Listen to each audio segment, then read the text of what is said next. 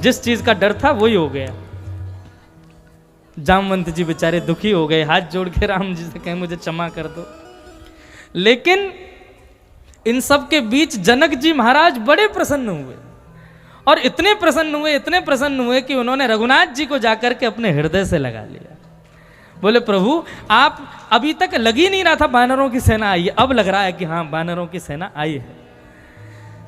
तो ऐसे रघुनाथ जी के मंगल प्रेमी चरित्र हैं, खूब सब उन चरित्रों को हम प्रणाम करते हैं, श्री रघुनाथ जी को प्रणाम करते हैं। प्रेम और भाव से 2 मिनट सब लोग गाओ। होए राजा राम राम राम राजा राम राम राम राजा राम राम राम सीता राम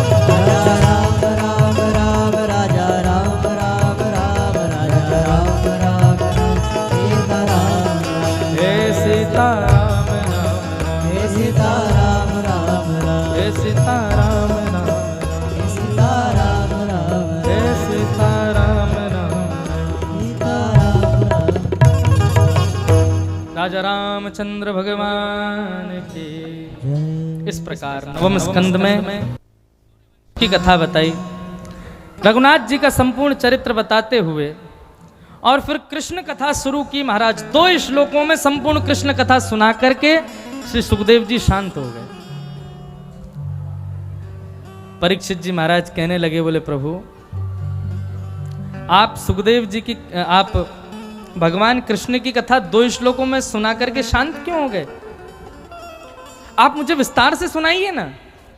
बोले सब बता तो दिया, गोकुल में जन्म हुआ, वृंदावन में ये लीला, मथुरा में ये लीला, द्वारिका में ये लीला, यही सब लीलाएं हैं कृष्ण की, बस होगी कथा। राजा परीक्षित कहने लगे, नहीं प्रभु कथितो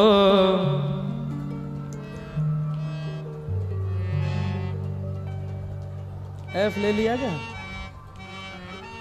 कथितो वंश विस्तारो भवता सौम सूर्ययो राज्ञां चोभय वंशानां चरितम परमाद्भुतम। प्रभु आपने मुझे इतनी सारी कथाएं विस्तार से सुनाई, मैंने सबको सुना, लेकिन जिस कथा को सुनने के लिए मैं बैठा हूं आप उसको 2 श्लोकों में सुना रहे हैं। ऐसा मत कीजिए प्रभु, मुझे विस्तार से सुनाइए। सुखदेव जी कहने लगे, 4 दिन हो गए परीक्षित, तुमने कुछ खाया नहीं है, पिया नहीं है, एक आसन से बैठे हो, 24 घंटे कथा चल रही है। अरे थोड़ी देर उठ जाओ, कुछ खा लो, कुछ पी लो, कहीं घूम लो थोड़ा।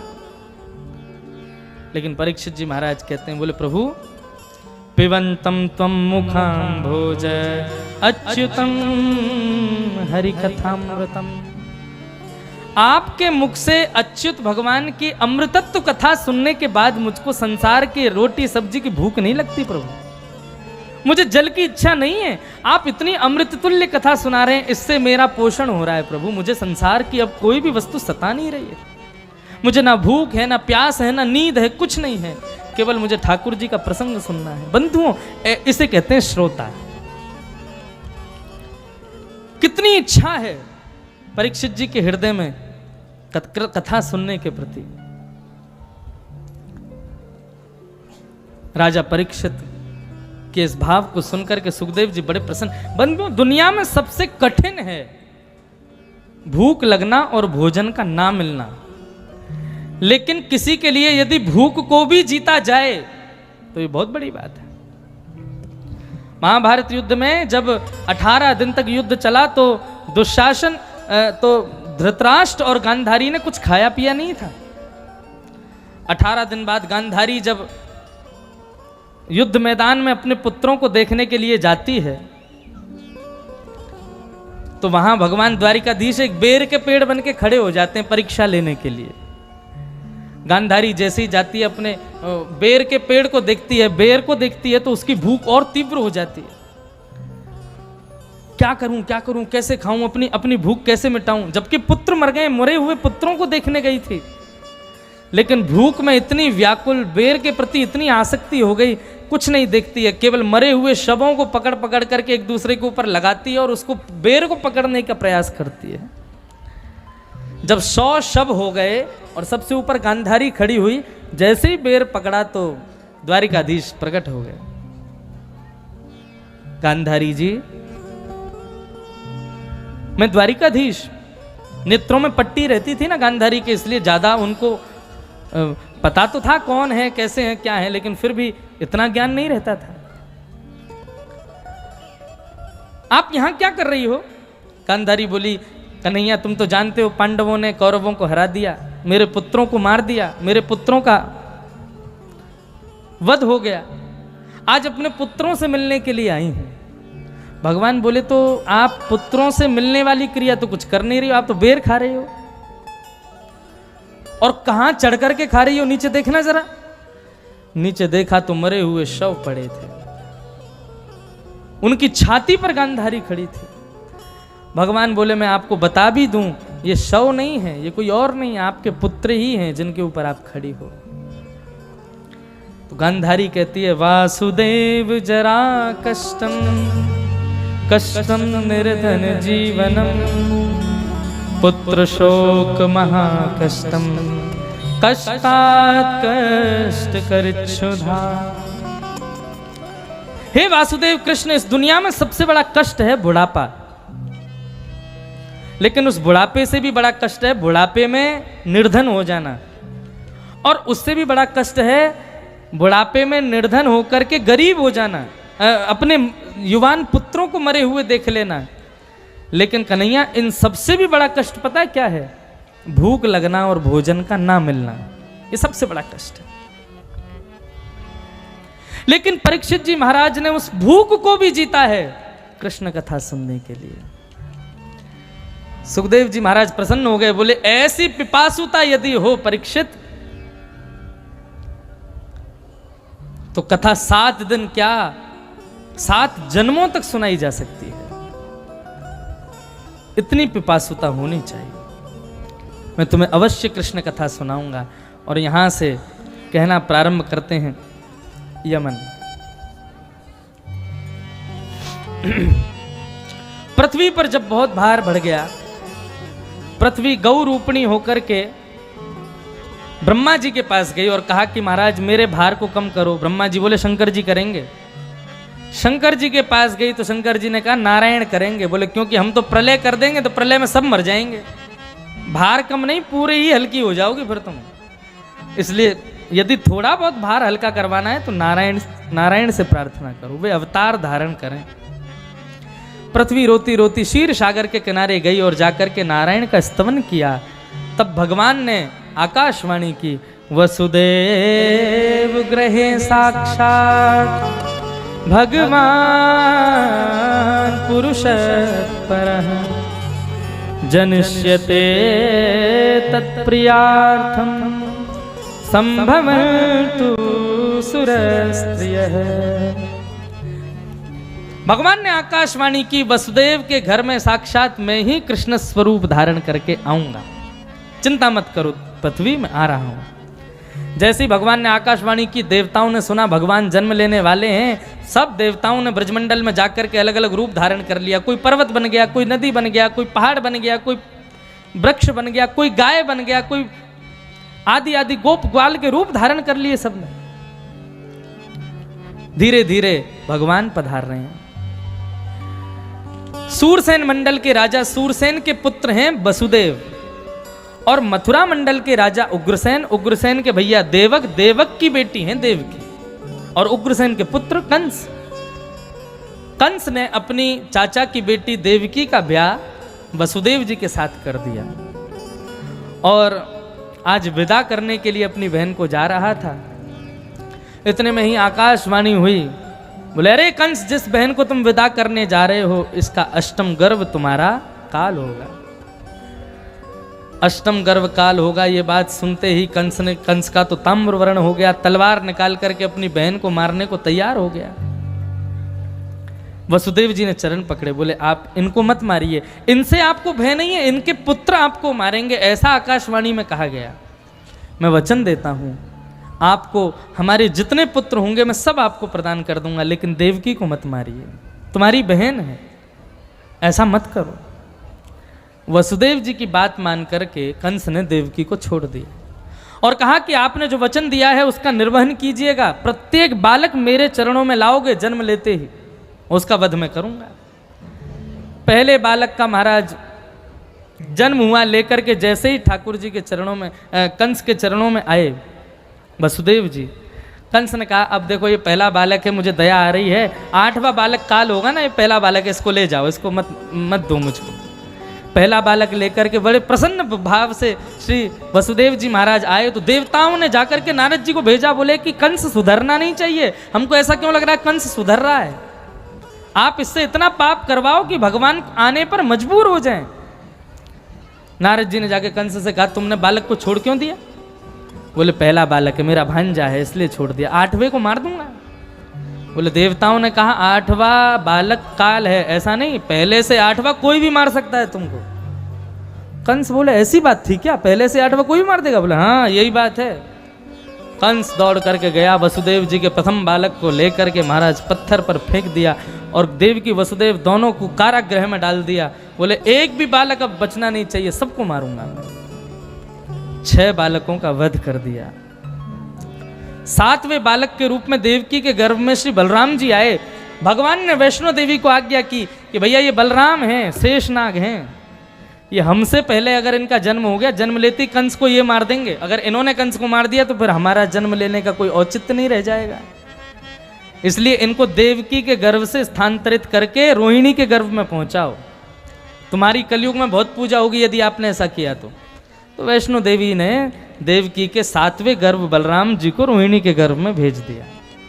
और कंस को सूचना मिली कि 7वां बालक गर्भ में ही नष्ट हो गया। कंस ने डबल ताले लगवा दिए, सैनिक बढ़ा दी, सेना बढ़ा दी, बोले तैयार रहो सब, अब 8वां आने वाला है, मेरा काल जन्म लेने वाला है। अष्टमी तिथि थी महाराज, मंदम मंदम जलधारा बह रही है, रात्रि के 12 बजे हैं और सारी मथुरा नगरी सोई है। अति सुंदर देवकी इतनी सुंदर लग रही हैं आज, क्योंकि गर्भ में साक्षात नारायण। रात्रि के 12 बजे अष्टमी तिथि को देवकी ने अपने गर्भ से भगवान के मंगल विग्रह को जन्म दिया। बोल बाल कृष्ण लाल की। जैसे ही ठाकुर जी प्रकट हुए महाराज, शंख चक्र गदा पद्मधारी चतुर्भुज रूप में ठाकुर जी प्रकट हो गए। सब लोग हाथ जोड़ करके ठाकुर जी को वंदन करो। अच्छा एक बात बोलूं, बाल कृष्ण का जब जन्म हुआ ना, तब कैसे थे ठाकुर जी? ऐसे जन्म लिए थे, किसी भी एंगल से बच्चे तो लग ही नहीं रहे, पिताजी बन के आए थे पूरे। लेकिन इसी रूप में ठाकुर जी को वंदन करें, कैसे लग रहे हैं ठाकुर जी? तमद्भुतम बालकमंबुजक्षणम चतुर्भुजम शंख गदायुधायुधम श्रीवत्सलक्ष्मंगल सौभकौस्तुभम पीतांबरम सांद्रपयोद सौभगम। अब तो महाराज ठाकुर जी चतुर्भुज रूप में प्रकट हो गए और चतुर्भुज रूप में प्रकट होकर के उन्होंने मंगल दर्शन प्रदान किया श्री देवकी और वसुदेव को। देवकी ने कहा ठाकुर जी नन्हे से बालक बन जाओ, आप इतने बड़े बन करके आए हैं, आपको गोदी में लेने में थोड़ी शर्म आ रही है। ठाकुर जी बोले यदि हम बालक बन गए तो फिर कंस को आपको हमको कंस से बचाना पड़ेगा, ब्रज में हमको भेजना पड़ेगा, और फिर 11 वर्ष 56 दिन बाद हम ब्रज से पुनः पधारेंगे और आकर के कंस को मारेंगे। वसुदेव जी बोले ब्रज कैसे लेके जाएंगे, हमारे पास तो कोई साधन नहीं, हाथों में हथकड़ियां, पैरों में बेड़ियां लगी हैं। भगवान बोले मुझको गोद में लोगे तो आपकी हथकड़ियां बेड़ियां सब खुल जाएंगी। जैसे ही वसुदेव जी ने अपनी गोद में लिया, हथकड़ियां खुल गईं, बेड़ियां खुल गईं, और महाराज सारे ताले खुल गए, सारे सैनिक सो गए, और ठाकुर जी को लेकर के श्री वसुदेव जी गोकुल की ओर प्रस्थान कर रहे हैं। आहा, बोलो बाल कृष्ण लाल की है।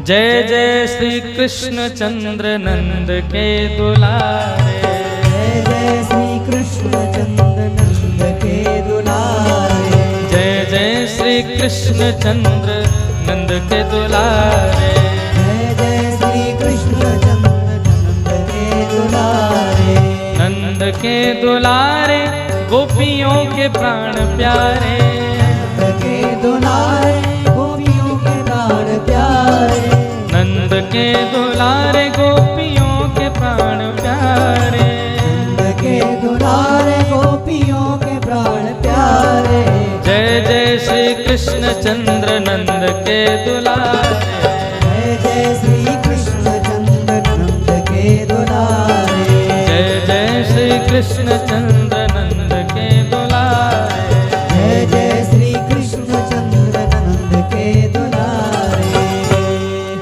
वसुदेव जी अर्धरात्रि में ही लाला को लेकर के ब्रजमंडल पहुंच गए।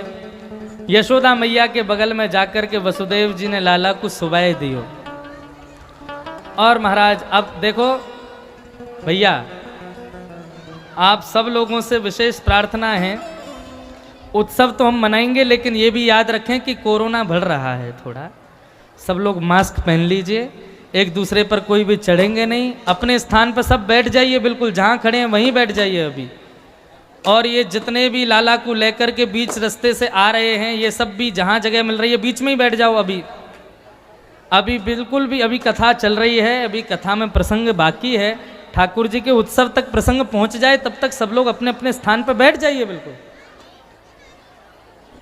अनुज जल्दी ला करके अभी विराजमान करो। जब तक उत्सव का क्रम शुरू नहीं होगा तब तक सब लोग अपने अपने स्थान पर बैठे रहिए बिल्कुल। अभी बैठवाओ थोड़ी देर।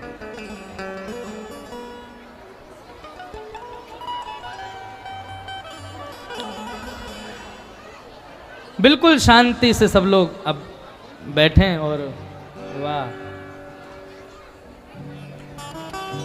लाओ।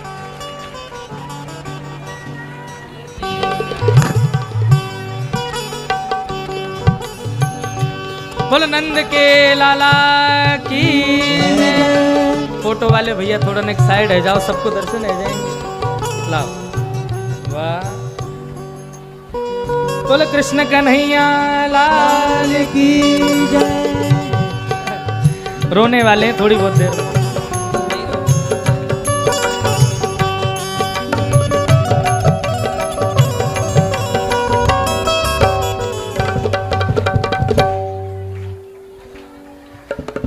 अब सब लोग बिल्कुल शांति से, जो मंच पे खड़े हैं सब बैठ जाइए। अभी अभी सब बैठ जाओ, अभी उत्सव मनेगा महाराज, उत्सव तक पहुंचे तो सही। सब लोग बैठ जाओ बिल्कुल।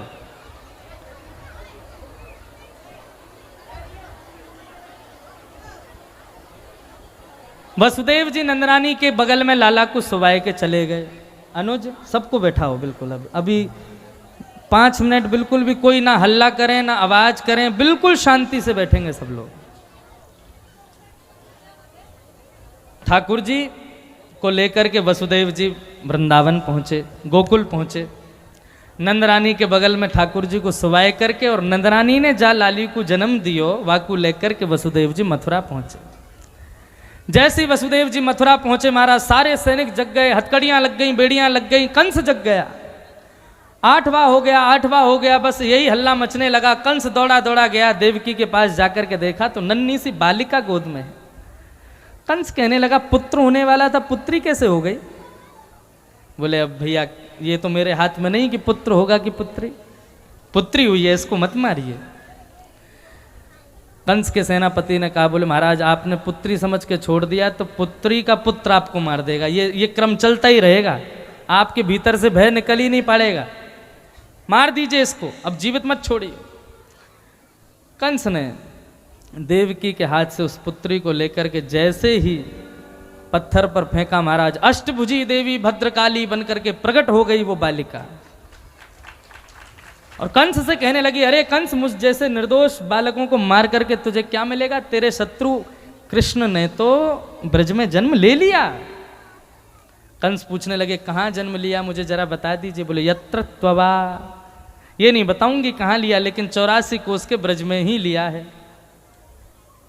अब यहां कंस राक्षसों की मीटिंग बुला रहा है, भगवान कृष्ण को ढूंढने की कोशिश कर रहा है, आप लोग मेरे साथ गोकुल चलो, ब्रज में चलो। 80 साल की है गई नंदरानी, लेकिन अभी तक लाला नाए भयो। लेकिन अब सबन को लगन लगी कि लाला होएगो, ब्रजभाषा समझ में आएगी, अब तो ब्रजभाषा ही चलेगी कल की कथा में, तो इसलिए अब आदि हो जाओ ब्रजभाषा सुनने के। 80 साल की नंदरानी है गई, लेकिन लाला नाए भयो। नंद बाबा की 2 बहन हैं, नंदा और सुनंदा। ये दोनों भैया 6 महीना से डेरा डाल के गोकुल में ही बैठी हैं। क्यों?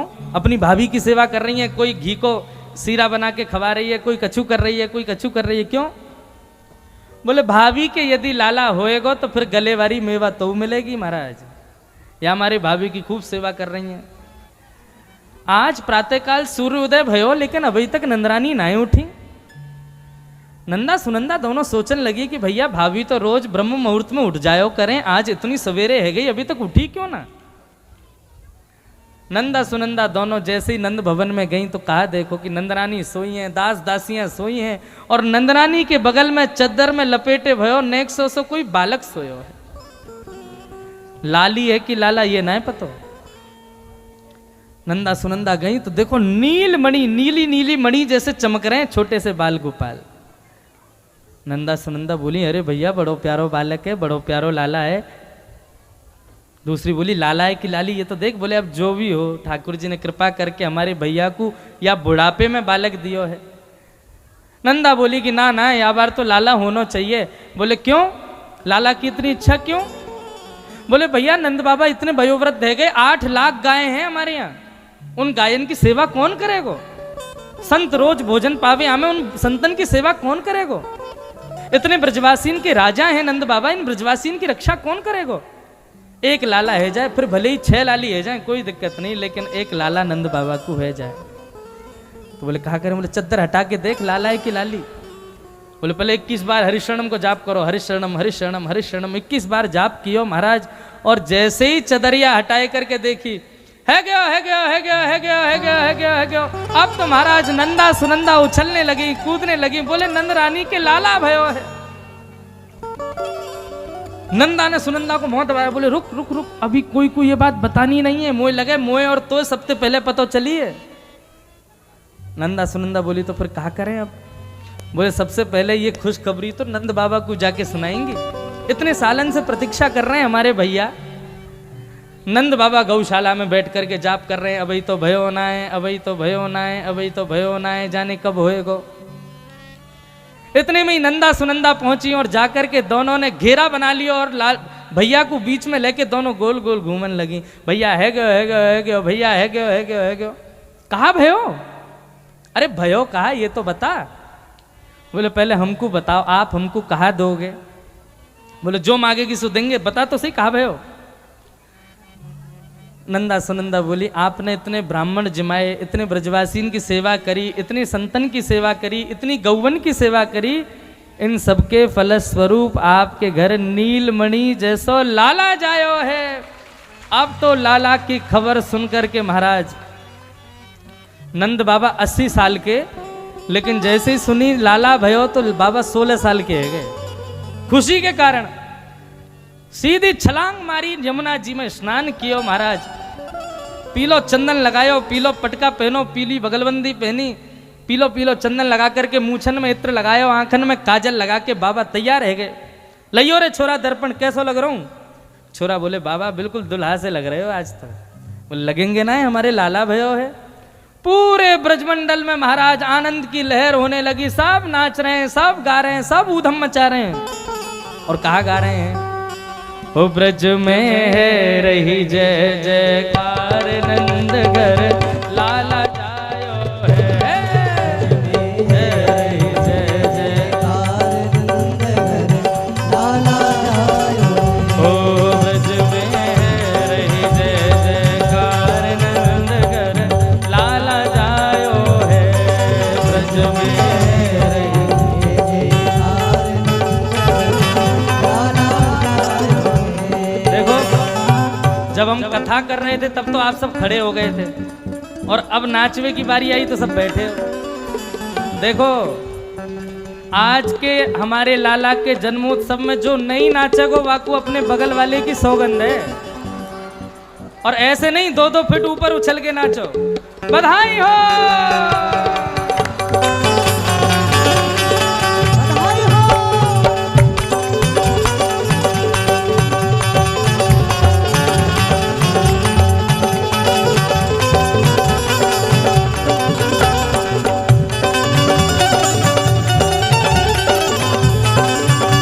बोल कृष्ण कन्हैया लाल की, बोल नंद के लाला की।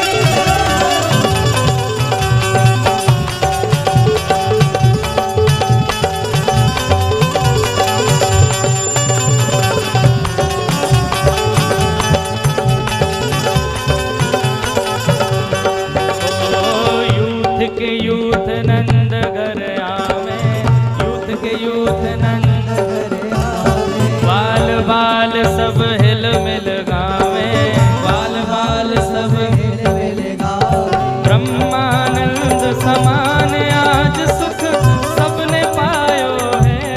हाँ, ब्रह्मानंद आज सुख सबने पायो है। अरे हाँ, ब्रह्मानंद समान आज सुख सबने पायो है। हाँ, ब्रह्मानंद समान आज सुख सबने पायो है। ओ ब्रज में, ओ ब्रज में, ओ ब्रज में है रही जय जयकार, नंद घर लाला जायो है। ब्रज में है लाला जायो। रही जय जयकार, नंद घर लाला जायो है।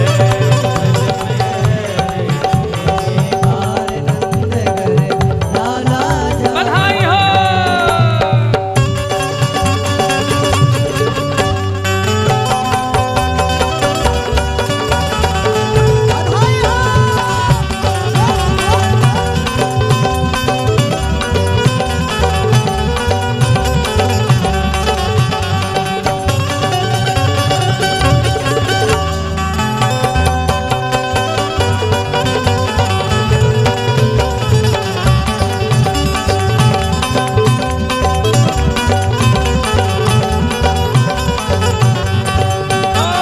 ब्रज 84 कोस में भैया, ब्रज 84 कोस में भैया। ब्रज 84 कोस में भैया, ब्रज 84 कोस में भैया। सबही कहे धन्य यशोदा मैया।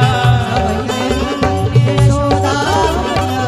80 साल की आयु में सुख ऐसो जायो है।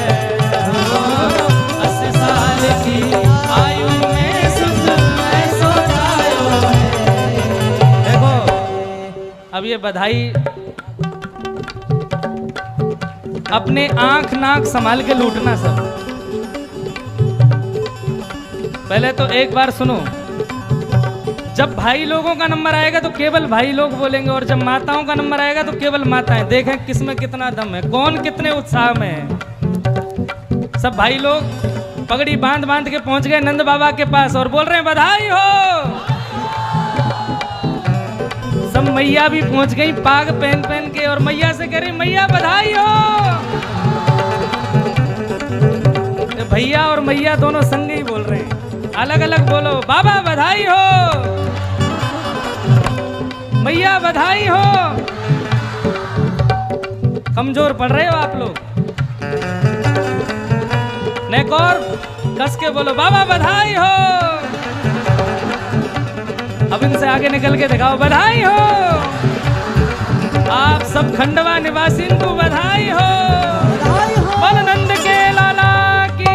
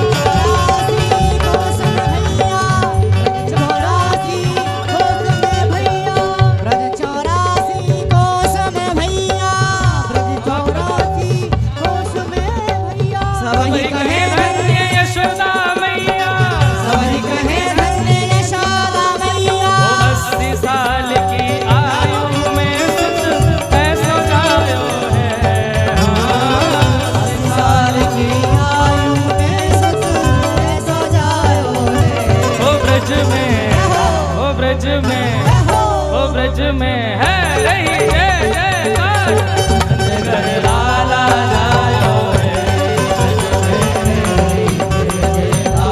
नंदघर लाला जायो रे। ओ ब्रज में रही जय जयकार, नंदघर लाला जायो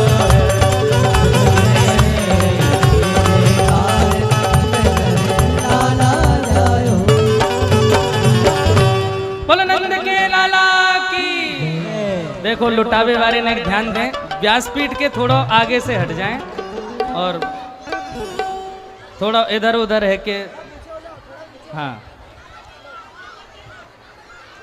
अब 1 मिनट रुको, 1 मिनट रुको भैया, सब लोग रुको।